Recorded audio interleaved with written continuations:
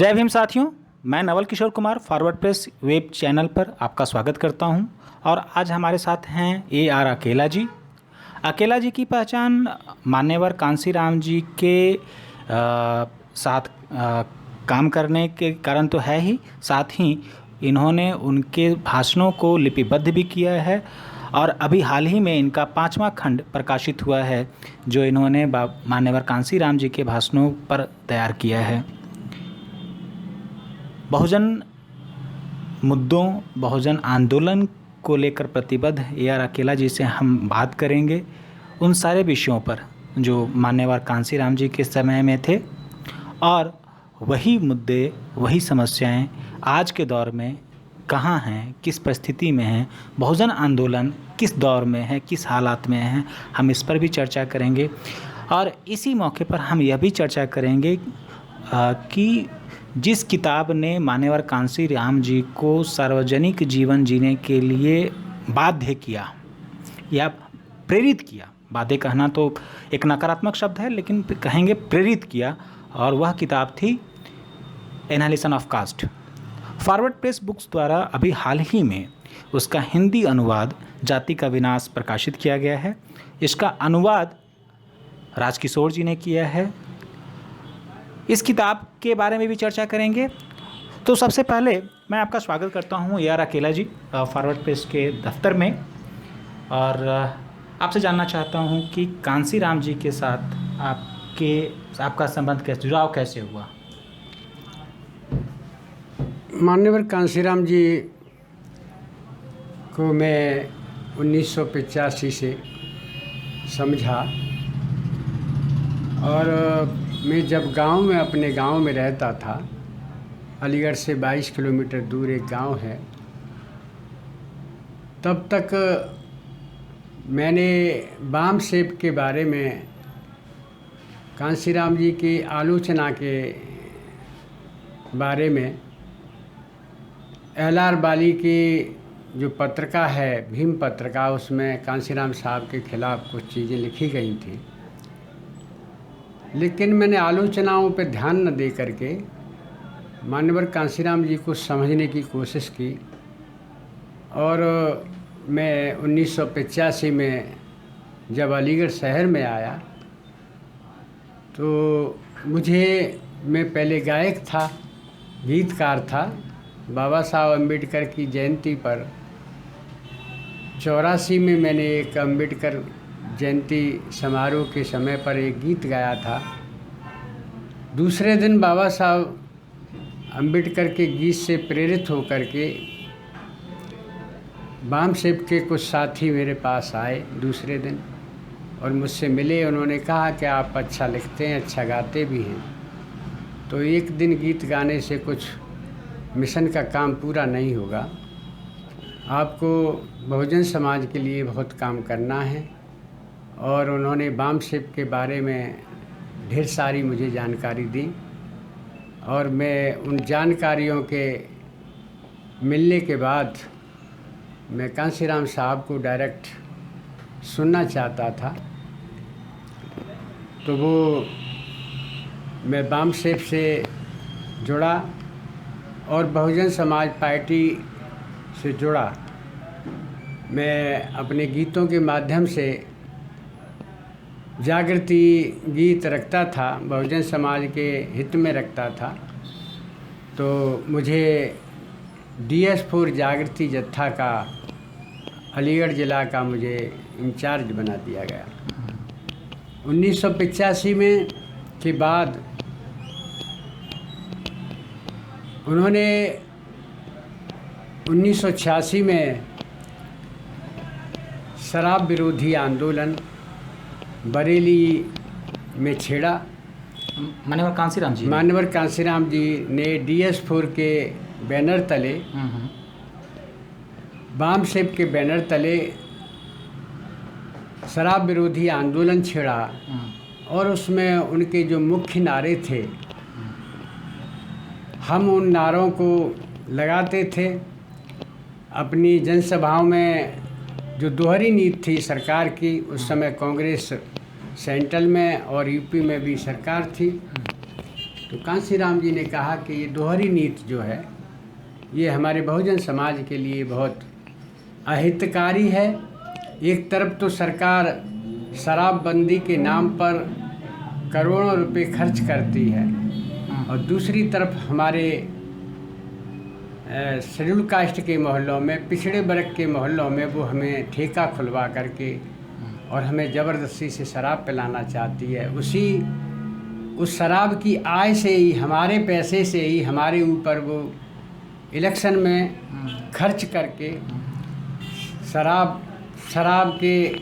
में खरीदकर, पैसों से खरीदकर हमारा बेशकीमती वोट को लूटती है। तो 1986 में ये आंदोलन कांग्रेस के लिए एक बहुत ही मुसीबत बन गया।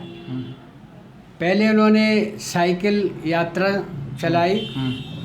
साइकिल यात्रा से पहले उन्होंने जेल भरो आंदोलन शुरू किया और 1986 में 19 दिन मैं भी बरेली सेंट्रल जेल में बंद रहा। 15 अगस्त को हमें बाइज्जत बरी कर दिया गया और उसके बाद में 5 सितंबर 1986 को मानवर कांसीराम जी ने साइकिल रैली बुलाई। उस समय 5000 साइकिलें बरेली में एकत्रित हुई और मानवर कांसीराम जी को पहली बार 5 सितंबर 1986 को जब मैंने सुना तो मैं उनका हो के रह गया। अच्छा, ये पहला मौका था जब आपने फेस टू फेस उनको सुना? जी। व्यक्तिगत मुलाकात भी हुई कभी, 1-to-1? हाँ, मुलाकात व्यक्तिगत भी हुई। फिर हम बिल्कुल कार्यकर्ता बन गए और 15 साल में अलीगढ़ में विधानसभा कोल का मैं बीएसपी का प्रेसिडेंट बना। मानवर कांसीराम जी के भाषण देने से पहले हम उनके लिए स्वागत गीत, जो बहुजन आंदोलन था उसके हिसाब से ही हम गीत लिखते थे। शराब विरोधी आंदोलन के हमने ऊपर गीत लिखा। भारतीय किसान मजदूर आंदोलन चलाया उन्होंने, हमने उसके ऊपर लिखा। तो जो जैसा साहब चलाते थे उस पंपलेट की थीम को लेकर के हम बहुजन गीत रखते थे। इसका मतलब यह है अकेला जी बसपा के ज़मीनी कार्यकर्ता भी रहे, साथ साथ उस टीम का हिस्सा भी रहे जो बौद्धिक टीम थी मान्यवर कांसीराम जी की, उस टीम का हिस्से भी रहे। अकेला जी, मुझे दर्शकों को यही बताइए कि जिन दिनों कांसीराम जी का आंदोलन चल रहा था, कौन कौन से ऐसे मुद्दे थे जो वो मुद्दे जिन मुद्दों को लेकर कांसीराम जी लड़ते थे, आगे लोगों को प्रेरित करते थे आगे आने के लिए, वो मुद्दे क्या थे? देखिए, मैं पहले थोड़ा सा अतीत में जाना चाहूँगा। कांसीराम जी पंजाब के रोपड़ ज़िला के रहने वाले थे और उन्होंने जब उनको 2000 रुपये का बांड भरने के लिए जब उन्होंने अप्लाई किया सरकारी नौकरी के लिए, तो 2000 का बांड भरने के लिए बोला गया। उन्होंने वो बॉन्ड नहीं भरा और उसके बाद में वो 1957 में पूना के पास एक खिरकी जगह है, उसमें ERDL में उन्होंने वैज्ञानिक के रूप में नौकरी ज्वाइन की। 1965 में उनकी ज़िंदगी में एक ऐसी घटना घटी जिससे उनका जीवन पूरा बदल गया और इस देश की उन्होंने देखा कि 1965 में वहाँ की उस ब्राह्मणवादी व्यवस्था ने डॉक्टर बाबा साहब अम्बेडकर की जयंती और बुद्ध जयंती को कैंसिल करके उनकी जगह पर तिलक जयंती और दीपावली की छुट्टी घोषित कर दी। राजस्थान के दीना भाना जी एक चतुर्थ क्लास के उसमें कर्मचारी थे और 45 आदमी उसमें माहर कम्युनिटी के जो बाबा साहब की जाति के थे। अधिकारियों ने उन पर दबाव डाला। वो भले ही चतुर्थ श्रेणी के कर्मचारी थे दीना भाना जी, लेकिन वो अपनी उस यूनियन के लीडर थे। उन्होंने उसका विरोध किया और उन्होंने कहा कि हम बाबा साहब की जो छुट्टी आपने कैंसिल की है वो गलत की है और इसके लिए हम एजिटेशन करेंगे। उसके लिए उन्होंने विरोध किया। जब मान्यवर कांसीराम जी ने देखा तो उन लोगों से बात की कि भाई आप लोग संघर्ष करोगे भी कि वैसे ही ये दबाव में आकर के आप घुटने टेक दोगे। तो दीनावाना ने कहा कि सर मैं संघर्ष करूंगा और मैं बैठूंगा नहीं। तो मान्यवर कांसीराम जी ने पूछा कि बाबा साहब अम्बेडकर के बारे में मैं जानता ही नहीं था। अच्छा। जब दीनावाना ने बाबा साहब की लिखी हुई किताब एनिहिलेशन ऑफ कास्ट दी तो मान्यवर कांसीराम जी ने उस किताब को रात में 3 बार पढ़ा और 3 बार पढ़ने के बाद में उन्होंने ये निश्चय किया कि बाबा साहब अम्बेडकर तो जात भेद का खात्मा करना चाहते हैं, लेकिन ये खात्मा अब तक हुआ क्यों नहीं। 1936 में वो भाषण है, वो किताब नहीं है जो बाबा साहब अम्बेडकर को यहाँ की जो यथास्थितिवादी शक्तियाँ हैं उन्होंने देने नहीं दिया, जो लाहौर में होना था। तो बाबा साहब ने अपने पैसे से उस किताब को, उस भाषण को प्रिंट कराया और अपने समाज को, बहुजन समाज के लोगों में वो किताब गई। तो कांसीराम जी ने दोस्तों मैं अकेला जी को 1 मिनट के लिए रोकता हूं और जिस किताब की चर्चा ये कर रहे हैं वो एनालिसिस ऑफ कास्ट, वो 1936 में उनके द्वारा तैयार किया गया एक भाषण था, जिसे देने के लिए उन्हें जाति पाति तोरक मंडल द्वारा आमंत्रित किया गया था। लेकिन उस समय उनको भाषण देने नहीं दिया गया और बाद में बाबा साहब ने उसी भाषण को, अपने भाषण को प्रिंट कराया। वो प्रिंट अंग्रेजी में था और अभी फॉरवर्ड प्रेस बुक्स द्वारा जो है हम लोगों ने इस किताब का हिंदी अनुवाद प्रकाशित किया है और ये एक मुकम्मल अनुवाद है। इसका अनुवाद किया है राजकिशोर जी ने, जैसा कि मैंने पहले भी आपको बताया। और इस किताब में एक और ख़ास बात है, वो ख़ास बात है कि बाबा साहब ने 1916 में कोलंबिया यूनिवर्सिटी में जो अपना पहला रिसर्च पेपर जमा किया था और वो जो रिसर्च पेपर था वो था कि जो जाति की जो उत्पत्ति है उसकी पूरी जो सामाजिक पृष्ठभूमि है, उनके रिसर्च पेपर का जो सब्जेक्ट था वो था भारत में जातियाँ, उनका तंत्र, उत्पत्ति और विकास। बाबा साहब एनालिसिस ऑफ कास्ट जब प्रिंट करा रहे थे उसी समय वो उसके 3rd एडिशन में अपनी बात रखते, अपनी इच्छा रखते हैं और कहते हैं कि वो चाहते हैं कि ये जो उनका रिसर्च पेपर था कोलंबिया यूनिवर्सिटी में वो एनालिसिस ऑफ कास्ट में शामिल किया जाए। हालांकि ऐसा हुआ नहीं, लेकिन इस बार फॉरवर्ड प्रेस बुक्स द्वारा जो हम लोगों ने प्रकाशित की है इसमें इसको शामिल किया है। ये एक एडिशनल जानकारी हम अपने दर्शकों को देना चाहते हैं, इस पर भी हम बात करेंगे। अकेला जी, सबसे पहले तो मुझे बताइए कि कांसीराम जी के आंदोलन के समय जो मुद्दे थे वो मुद्दे आज हैं? वो आज भी हैं और मैं बताना चाहता हूँ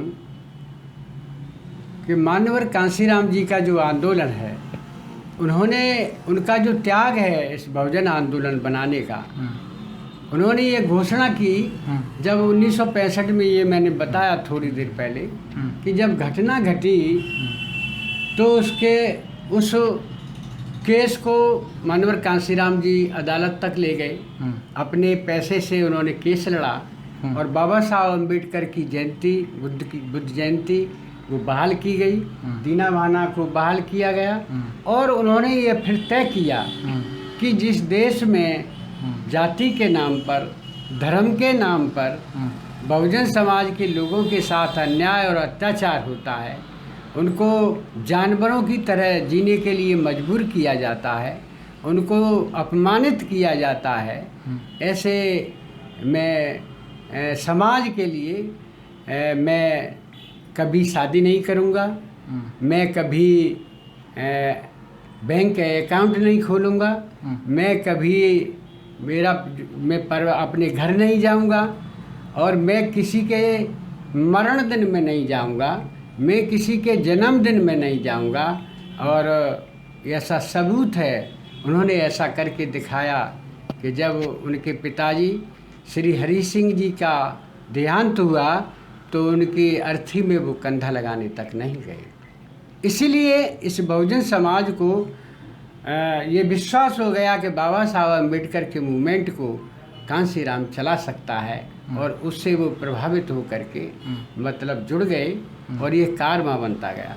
हम प्रैक्टिकल लेवल पे बात करें, यदि हम 90 की राजनीति को याद करें, जी 90 के 1989 में जो इलेक्शंस हुए, उस इलेक्शन में खड़े भी हुए बाबा साहब। जी 2 जगह से लड़े वो, जी दिल्ली से भी लड़े और अमेठी से भी लड़े। संभवतः राजीव गांधी के खिलाफ लड़े थे वो। जी दोनों जगह से हार हुई। उस समय के घटनाओं के बारे में, उनके राजनीतिक जो इलेक्शन जो कैंपेन्स होते थे, वो कैंपेन कैसे करते थे, क्या एजेंडा, क्या तरीका होता था, उस बारे में भी बताएं। हाँ, देखिए बाबा साहब अम्बेडकर ने जैसा इस मूवमेंट को चुनौती समझ करके शुरुआत की। 1925 में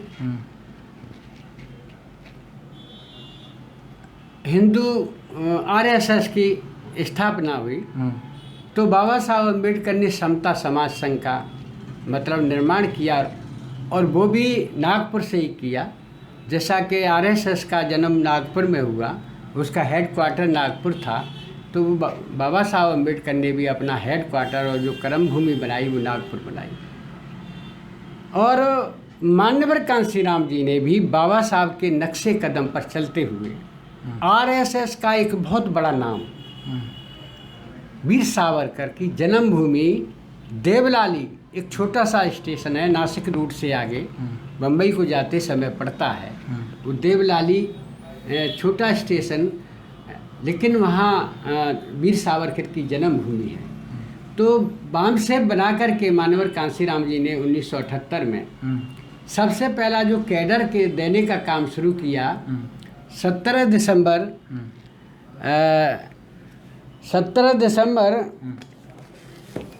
1978 हैं, और 23 दिसंबर 1978 तक ये 7 दिन का कैडर नासिक जिला में देवलाली जो पड़ती है वहाँ से शुरू किया। दोस्तों, एक बहुत महत्वपूर्ण दस्तावेज साझा कर रहे हैं हमारे साथ AR अकेला जी।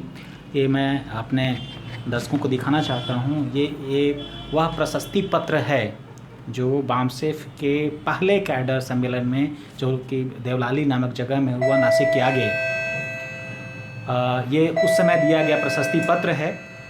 ये बहुत ही महत्वपूर्ण दस्तावेज है। ये जो बहुजन आंदोलन से जुड़े हुए कार्यकर्ता हैं उनको रोमांचित करने वाला भी है, असंग्रहणीय भी है।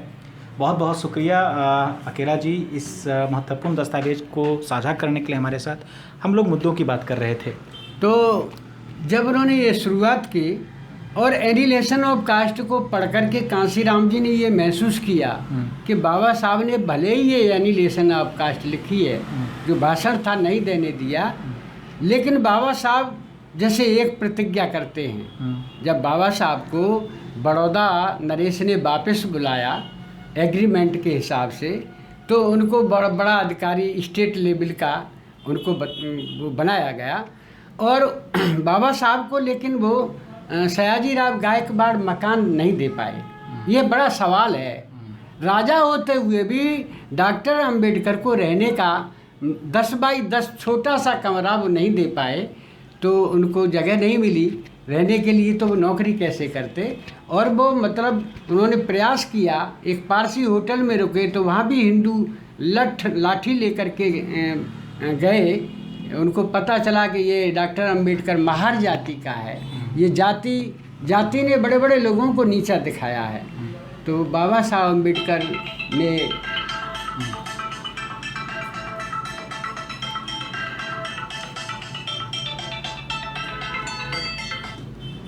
इसको बंद कर ये रोक देना।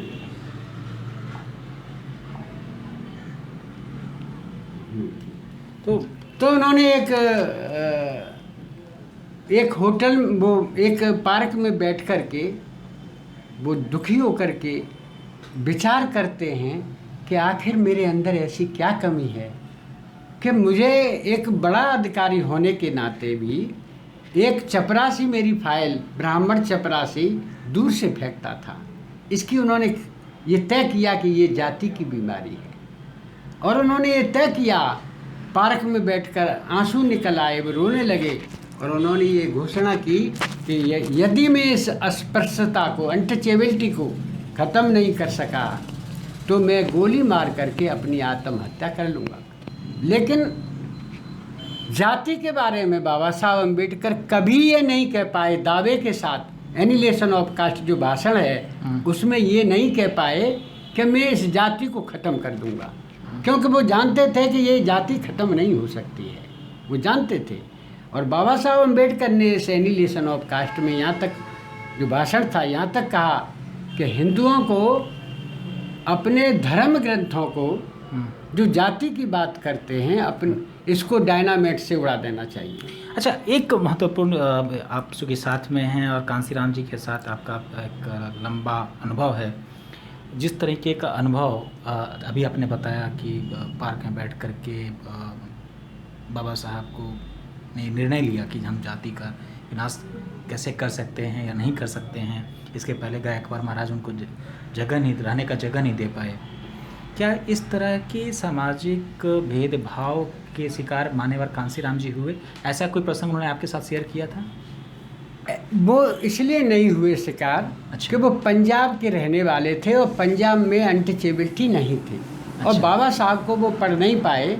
वो उनकी पर्सनैलिटी ऐसी थी कि देखने वाले लोग उनको ब्राह्मण समझते थे।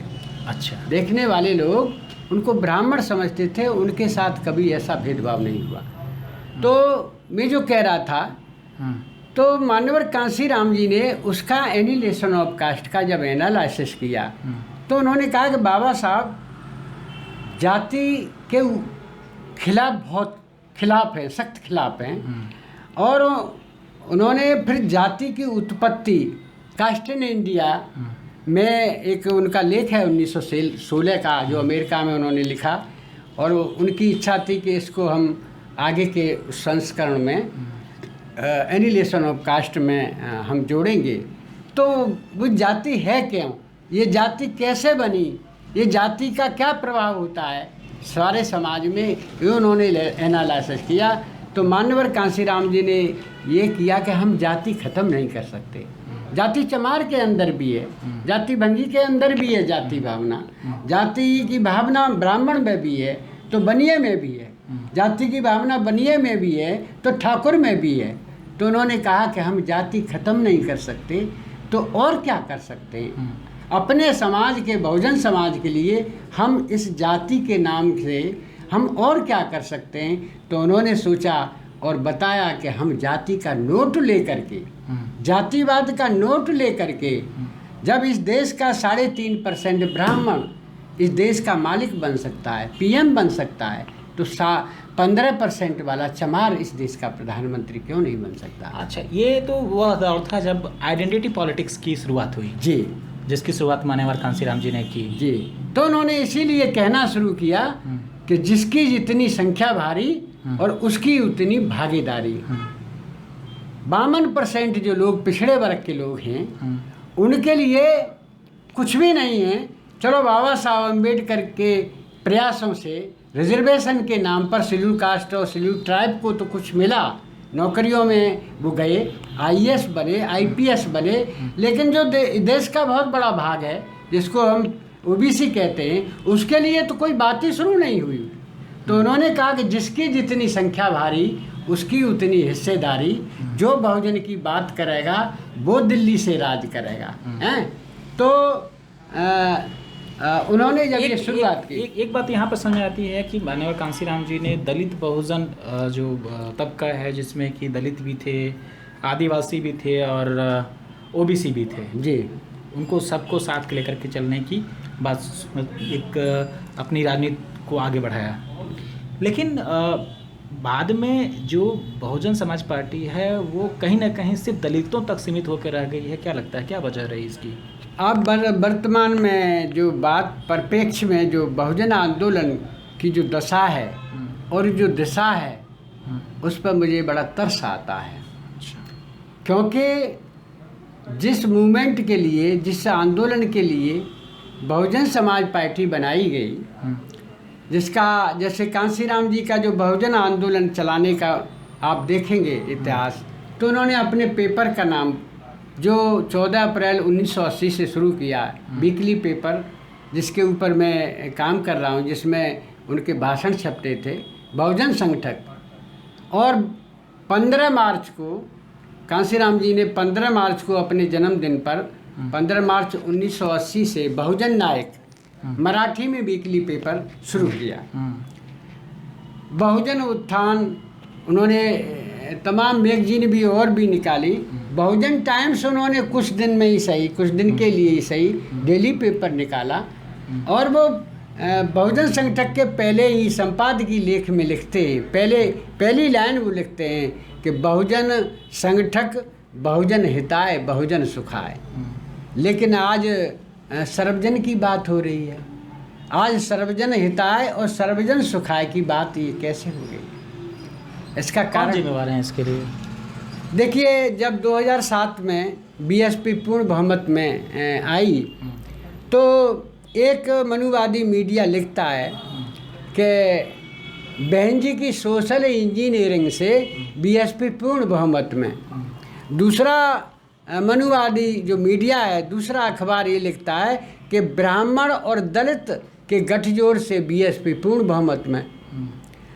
तो ब्राह्मण और दलित का गठजोड़ जब दिखा रहा है मीडिया, तो जो बहुजन समाज के लोग थे, जिसमें बड़े पैमाने पर यूपी में मुस्लिमों ने भी वोट दिया था, पिछड़े वर्ग के लोगों ने भी वोट दिया था, शेड्यूल कास्ट की बहुत सारी जातियों ने वोट दिया था, उसकी वजह से सत्ता 2007 में आई। और कांसीराम जी के जाने के बाद जितने भी रूठे टूटे पुराने कार्यकर्ता थे बीएसपी के, उन्होंने सोचा कि अब कांसीराम जी नहीं हैं, अब कोई शिकायत भी है मायावती जी से, तो हम पहले कांसीराम जी से बात कर लिया करते थे, अब तो कांसीराम है नहीं, तो अब चलो अपनी पार्टी को मजबूत करके और पूर्ण बहुमत में सत्ता में लाया जाए। तो सारे लोगों ने उसमें मेहनत करके वो पार्टी की सरकार बनाई। लेकिन मीडिया ने लिखा कि दलित ब्राह्मण गठजोड़ से बीएसपी सत्ता में, बीएसपी की सरकार पूर्ण बहुमत में। और उसका फायदा इस देश के जो यथास्थितिवादी जो शक्तियां हैं वो उसने उठाया। और सतीश चंद्र मिश्रा जी ने फिर मायावती जी से कहा कि बहन जी, तुम अब चमार कोरियों की, चमार भंगियों की मतलब नेता नहीं हो, अब सर्वजन समाज की नेता हो। तो मायावती जी का मतलब बड़ी खुश हुई कि अब तो मैं राष्ट्रीय लीडर हो गई। राष्ट्रीय लीडर हो गई तो उन्होंने फिर वो सर्वजन की नीति 2007 के इलेक्शन में, पहले सर्वजन नहीं है, लेकिन सरकार बनने के बाद में सर्वजन हुआ। और सरकार बनने के बाद ही लखनऊ में बड़ी रैली में मायावती जी ने सतीश चंद्र मिश्रा को पहली बार, जो कांसीराम जी ने आखिरी क्षणों तक मना किया है कि सवर्ण हमारी पार्टी का मालिक नहीं बन सकता, इसका नेतृत्व पिछड़ों के हाथ में ही रहेगा, सतीश चंद्र मिश्रा को पहली बार सतीश चंद्र मिश्रा को राष्ट्रीय महासचिव बनाया गया। जब दरवाज़ा खुल गया तो फिर तो ब्रजेश पाठक भी राष्ट्रीय महासचिव बन गए और लोग भी प्रयास में रहने लगे। इसलिए जब 100 में से 100 वोट होते हैं तो सर्वजन हिताय सर्वजन सुखाय होता है। बुद्ध ने भी सर्वजन की बात नहीं की, फूले साहब ने भी सर्वजन की बात नहीं की, पेरियार साहब, साहू महाराज ने भी सर्वजन की बात नहीं की, और कांसीराम साहब ने तो बहुजन समाज बनाने में लगे रहे ज़िंदगी में, तो जीरो हो गई। 2014 में सर्वजन ने तो वोट नहीं दिया, जो अपना वोट था कैडर का, और वही वोट बीएसपी के पास रह गया और बीएसपी जीरो कर दी। तो फिर वही जद्दोजहद 2017 के इलेक्शन में हुआ और 2017 में बहुजन समाज पार्टी 95% सीटें हार गई, 5% 19 MLA रह गए। मैं ये सिद्ध करना चाहता हूँ कि अभी राज्यसभा का जो इलेक्शन हुआ है, मायावती जी ने भीमराव अंबेडकर जो इटावा के पूर्व विधायक थे उनको राज्यसभा का कैंडिडेट घोषित किया। उस राज्यसभा के इलेक्शन में न कोई पिछड़े वर्ग का आदमी बिका, न कोई शेड्यूल कास्ट का आदमी कोई बिका, न कोई मुसलमान बिका, बिका तो सर्वजन बिका, ठाकुर बिका। ये सिद्ध हो गया कि ये धोखा देने वाले लोग हैं और ये सर्वजन की राजनीति ऐसी ही रही तो बसपा को ख़त्म होने में ज़्यादा देर नहीं लगेगी। दोस्तों, एक बहुत महत्वपूर्ण बातचीत हुई AR अकेला जी के साथ। इनके ज़रिए हमने जाना कि बहुजन जो आंदोलन है, जिसकी शुरुआत बाबा साहब ने की, उन्होंने संविधान में भी बहुजनों के लिए अधिकार सुनिश्चित किए। बाद में उनके आंदोलन को माननीय कांसीराम जी ने लीड किया। उनके आंदोलन के समय की जो चुनौतियां थी, इसके बारे में भी AR अकेला जी ने बताया। और उनके निधन के बाद जो बहुजन समाज पार्टी की राजनीति में जो परिवर्तन हुआ है, इस बारे में भी उन्होंने बताया है। और साथ ही हमने चर्चा की एनालिसिस ऑफ कास्ट की, यानी उस किताब की जिसको पढ़कर मान्यवर कांसीराम जी ने बहुजन समाज को लेकर अपने आंदोलन की शुरुआत की थी। AR अकेला जी, आपने बहुत महत्वपूर्ण जानकारियाँ हमारे साथ साझा की। बहुत बहुत धन्यवाद।